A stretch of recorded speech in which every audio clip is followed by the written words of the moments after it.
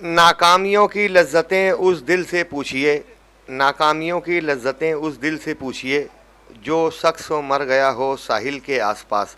दोस्तों, मालेगांव शहर का रिजल्ट यूँ तो 2 बजे तक जाहिर हो गया था, मगर इस कदर तजब्जुब था, नहायत कम वोटों का तनासुब होने की वजह से कि अभी रात 9 बजे तक कोई हतमी फैसला नहीं आ सका था। मगर अभी फ़िलहाल रिपोर्ट आई है कि आखिरकार मुफ्ती साहब फाइनल रिपोर्ट में रिकाउंटिंग के बावजूद भी 162 वोटों से जीत चुके हैं।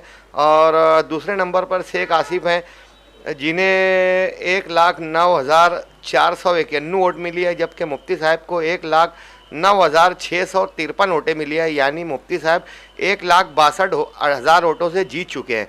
शाम 4 बजे के बाद से रिकाउंटिंग का सिलसिला जारी था। आखिरी फाइनल रिकाउंटिंग के बावजूद भी मुफ्ती साहब 1,01,62 वोटों से जीत चुके हैं। यहाँ मालेगांव शहर में दो रुखी मुकाबला ही माना गया। यही दो लोगों में मुकाबला था कि नहायत कम वोटों के फ़र्क से मुफ्ती साहब यानी 162 वोटों से जीत सके, जबकि एजाज बेग ने कांग्रेस जैसी नेशनल पार्टी होने के बावजूद भी सिर्फ 7500 वोटें हासिल की। और मुस्तकीम डिग्निटी, जिन्होंने बहुत मेहनत की, इसके बावजूद भी गुमान किया जा रहा था कि ये लोग 20-30 हज़ार वोट लेंगे, लेकिन ये लोग 10,000 से कम यानी 9500 वोटों पर ये लोग सिमट गए हैं। मालेगांव शहर के नताइज किस तरह बदले, दोस्तों, इससे पहले हम जानते हैं कि महाराष्ट्र की सूरत हाल क्या है कि महाराष्ट्र में 200 से ज़ायद सीटें बीजेपी अलायंस को बताई जा रही हैं, और जबकि महज 50-52 सीटें महाविकास आघाड़ी यानी कांग्रेस को बताई जा रही है। मुमकिन है कि आने वाले वक्त में वाज़े तौर पर बीजेपी अपनी हुकूमत बना ले। आने वाला वज़ीर आला कौन होगा, शिंदे, अजीत दादा पवार या फडणवीस, ये अभी तक तय नहीं हो सका। लेकिन मालेगांव और मालेगांव के अतराफ़ में जिन वोटों पर तजब्जुब जारी था, उसकी रिपोर्ट बताते हैं कि अतराफ़ के हमारे आउटर से दादा भूसे ने 65,000 वोटों से फतेह हासिल की है, जबकि इससे पहले तुषार सिवाड़े को उन्होंने 48,000 वोटों से हराया था। भिवंडी की एक सीट पर हम लोगों की नज़र लगी हुई थी कि रईस शेख बहुत काम करने वाले, इनको चुन कर आना चाहिए। रईस शेख 57,000 वोटों से जीत चुके हैं। ये भिवंडी पश्चिम का इलाका माना जाता है, जबकि भिवंडी पूरब से बीजेपी के महेश चोगले, इन्होंने फतेह हासिल की है। यहाँ वारिस पठान और डिवाइड का 22 माने गए। इम्तियाज़ जलील, जिनसे मुताल्लिक ये उम्मीद की जा रही थी कि ये चुन कर आएंगे और असम्बली में बेबाक नुमाइंदगी करेंगे, आवाज़ उठाएंगे, मगर इम्तियाज़ जलील महज 215 वोटों से हार चुके हैं। अभी यहाँ पर फ़िलहाल रिकाउंटिंग जारी है। आने वाले वक्तों में इम्तियाज़ जलील का क्या फ़ैसला होगा, आप देखेंगे सैफ न्यूज़ पर। अबू आसिम आज़मी शिवाजी नगर गोवंडी से अपने हरीफ नवाब मलिक चौथे नंबर पर है। MIM के अपने हरीफ को उन्होंने 12,000 वोटों से अबू आसिम ने शिकस्त दी है, और चौथी मरतबा वो दोबारा रुकने असम्बली मुंतखब हुए। धुलिया सेंट्रल में माना जा रहा था कि फारूक शाह चुन कर आएंगे, मगर यहाँ पर बीजेपी के उम्मीदवार ने अक्सरियत हासिल की। फारूक शाह 2 नंबर पर रहे। बीजेपी का उम्मीदवार ने जहाँ धुलिया में फारूक शाह ने अक्सरियत हासिल की, वहीं जतेंद्र आह्वाड़ ने मुमरा से 1.5 लाख वोटें हासिल की, जबकि उनके हरीफ नजीब मुल्ला को महज 60,000 वोट मिल सके। यानी जतेंद्र आह्वाड़ ने 96,000 वोटों से फतेह हासिल की है। आदित्य ठाकरे, जो उद्धव ठाकरे के बेटे हैं, इन्होंने वर्ली इलाके से फतेह हासिल की है। इस सीट पर भी लोगों की नज़र बनी हुई थी। अजीत दादा पवार ने 1 लाख से ज़ायद वोटों पर फतेह हासिल की है। माना जा रहा है कि महाराष्ट्र में अजीत दादा पवार सबसे ज़्यादा वोटों से चुन कर आएंगे। वहीं सीमा मलिक ने, नवाब मलिक की बेटी सीमा मलिक ने कुर्ला इलाके से 30,000 से ज़ायद वोटों से फतेह हासिल कर ली है। आरिफ नसीम खान, ये भी 15-20 हज़ार वोटों से हार चुके हैं। जीशान सिद्दीकी, इनके वालिद का गुज़िस्ता दिनों कत्ल हुआ था। माना जा रहा था कि हमदर्दी में जीशान चुन कर आएंगे, मगर जीशान को भी 15-20 हज़ार वोटों से शिकस्तों का सामना करना पड़ा। सिल्लौड़ से अब्दुल सत्तार शेख 20,000-25,000 वोटों से जीत चुके हैं। वहीं हसन मुशर्रफ भी जीत चुके हैं। अजीत दादा पवार की पार्टी से हसन मुशर्रफ और सीमा मलिक 2 उम्मीदवार हैं जो मुस्लिम कामयाब हुए हैं। यूँ देखा जाए तो महाराष्ट्र में 12 मुस्लिम उम्मीदवार कामयाब हो चुके हैं। महाराष्ट्र के असम्बली इंतखाबात में दोस्तों 225 सीटें बीजेपी अलायंस को बताई जा रही है और कांग्रेस को महज 50 सीटें बताई जा रही है। माना जा रहा है कि आने वाले वक्तों में महाराष्ट्र में बीजेपी का गलबा होगा। वहीं झारखंड में बीजेपी को 24 सीटें मिली है और झारखंड मुक्ति मोर्चा को 56 सीटें मिली है। झारखंड मुक्ति मोर्चा हमेशा बीजेपी के साथ रहता है। यहाँ कांग्रेस को ना के बराबर सीटें मिली है। माना जा रहा है कि झारखंड और महाराष्ट्र दोनों जगह पर बीजेपी की हुकूमत बनेगी। आने वाले वक्त में महाराष्ट्र का वजीर आला कौन होगा, झारखंड में शिबू सोरेन होंगे या कौन होगा, इस ताल्लुक से कोई अभी हतमी फैसला नहीं किया जा सकता।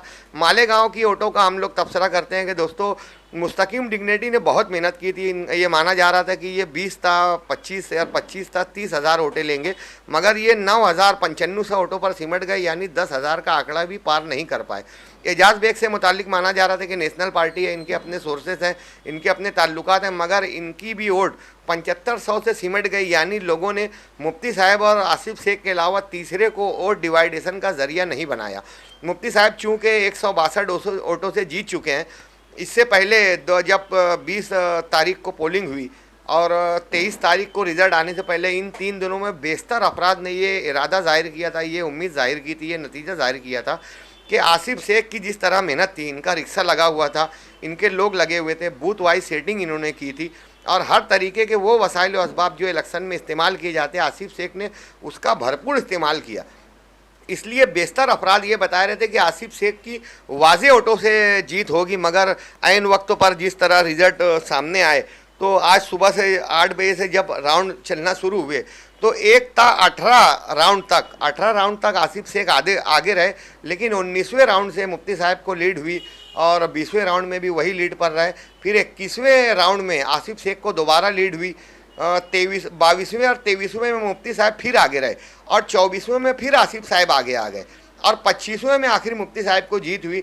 यानी मालेगांव का पूरा इलेक्शन दोपहर बाद से तजब्जुब का शिकार रहा। कोई ये फैसला नहीं कर पा रहा था कि कौन जीत कर आएगा।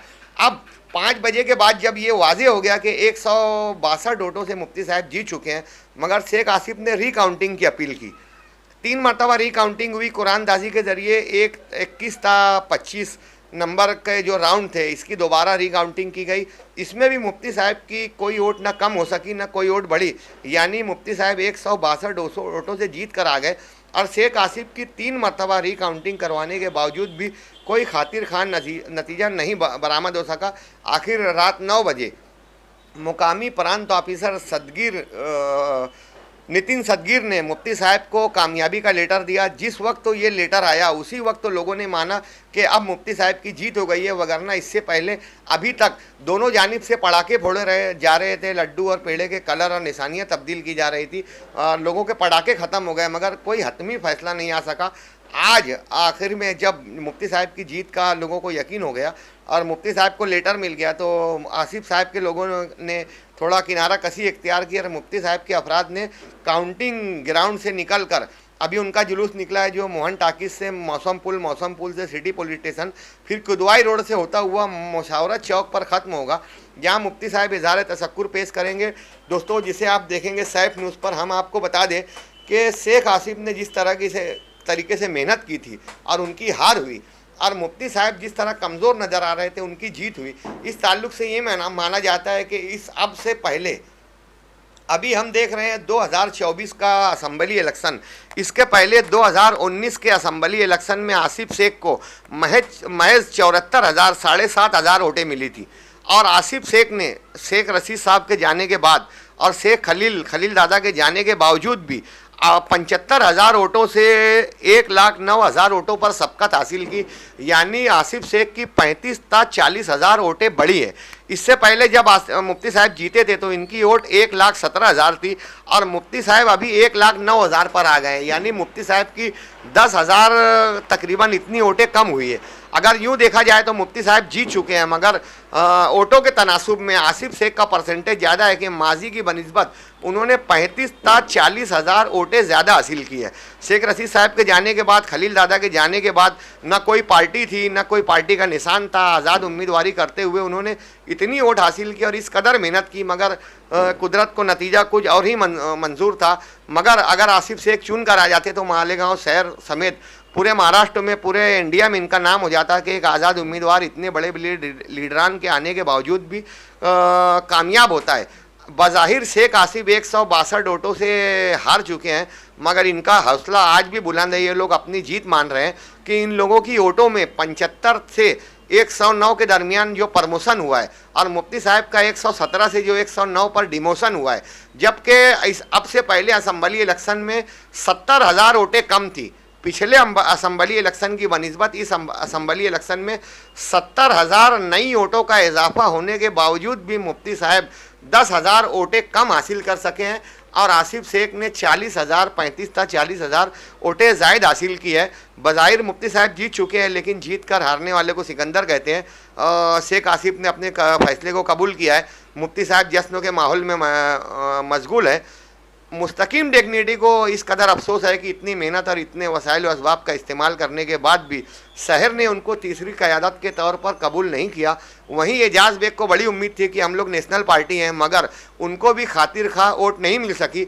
इससे ज़ायद वोट, जितनी वोट एजाज़ बेग को अभी असम्बली इलेक्शन में मिली है, इससे ज़ायद वोट उन्होंने 20,000 वोटें उन्होंने कारपोरेशन के इलेक्शन में हासिल की थी। यानी एजाज़ बेग का भी डिमोशन हुआ है कि कारपोरेशन की बनिस्बत जब एक वार्ड में वो लड़ रहे थे तो ज़्यादा वोटें थी, मगर मालेगांव का, पूरे मालेगांव शहर भर का इलेक्शन होने के बावजूद भी उनकी वोटों का डिमोशन हुआ है। मुफ्ती साहब 162 वोटों से जीत चुके हैं और महाराष्ट्र में यही वो वाहिद सीट है जो MIM की चुन कर आ सकी, वगरना MIM का खाता साफ हो जाता था। ना इम्तियाज़ जलील चुन कर आ सके, न सोलापुर की सीट जिसका बहुत चर्चा था वो चुन कर आ सकी, न संभाजी नगर के नासिरुद्दीन सिद्दीकी आ सके। अगर MIM और समाजवादी आमने सामने नहीं होती तो इम्तियाज़ जलील की सीट आ सकती थी, भिवंडी से एक सीट बढ़ सकती थी, मगर कांग्रेस अलायंस में शामिल ना होकर MIM और समाजवादी ने मालेगांव से महाराष्ट्र से 16 मुस्लिम कैंडिडेट चुन कर आने वाले थे। इनकी तादाद को इन्हीं दो लोगों ने 12 कर दिया है। दोस्तों, आने वाले वक्तों में आप देखेंगे जीत और हार की तमाम झलकियां सैफ न्यूज़ पर। क्या कहा शेख आसिफ ने, क्या कहा मुफ्ती साहब ने, क्या कहा मुस्तकीम और क्या कहा एजाज़ बेग ने, सैफ न्यूज़ पर जल्द हुई। देखते रहिए।